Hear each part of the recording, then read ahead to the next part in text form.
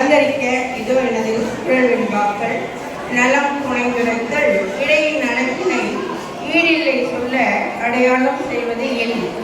முகத்தின் ஒளியினில் மூடவே செய்ய முகிலின விண்மீன்கள் முற்று களங்கமில்லா ஆசையில் கண்டே நிலவும் விளங்கா இருப்பினை வீண் அம்புலியும் அவளின் அழகில் முகம் நாண அம்பின் விழியிலே வீண் வெக்கத்தில் நங்கையின் வேடம் தெரிந்திட பெட்டகம் என்றுமே பேண வஞ்சி நடையினில் வாஞ்சையை போக்கிட மஞ்சள் முகத்தினில் மாண்பு காதல் சிறப்புரைத்தல் காதலர் உள்ளம் கலந்திட கண்டிடு மாதவம் செய்திடும் வாழ்வு இருவரின் உள்ளமும் இணைந்திட வாழ்வு கல்வியில் சேர்ந்திடும் கான் அன்றில் பறவை அனுதினமும் பார்வையில் மஞ்சள் வருமே மகள்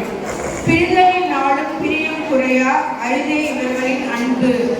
மறக்கவில்லை நானும் மனதில் மறையா உறவின் நெருக்கமே ஊற்று கண்ணில் கருத்தாகி கண்மணியாய் நின்றிட எண்ணம் நிறைந்திட ஏற்று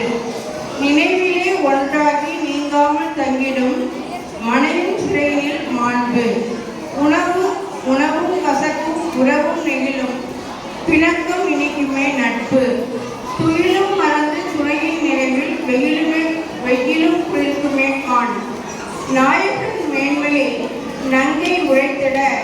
தாயவள் உள்ளமும் ஏற்பு நாடு துறவு உழைத்தல் காதலின் இன்பமே காண்க இடமிருக்க நோதல் வருமோ உயிருக்கு காதல் முயற்சியும் காதலில் தோற்கவே ஆதரவு இன்மையினை ஆற்று நாணம் மறைத்து நலவுடன் வாழ்தலை பேணம் செய்தலை நன்று நாணமுடன் ஆண்மையும் நாளும் நலிந்திட ஆணவம் விட்டிடுமே அன்பு காமம் தருகிற காதல் துயரமும் சாமத்தில் வந்திடும் காண் கண்கள் உறங்கிடா காய்கையின் பார்வையால் எண்ணம் எல்லாம் தவிப்பு அரவணை போற்றும் அவளின் பெருமை மறந்து பண்பிலே மாற்று நிறைகுணம் கொண்டு நிமிர்ந்து நடப்பன் குறைகள் மறைந்திட கூறு காதலின் செய்திகள் கலங்கம் இறங்கி அல்லரை அறியாதா என்றும் தெரியார் மலரின் மனதிலே மாண்பு என்று அறம் பொருள் இன்பம் மூன்றும் இருந்தால் மட்டுமே ஒருவருடைய வாழ்வு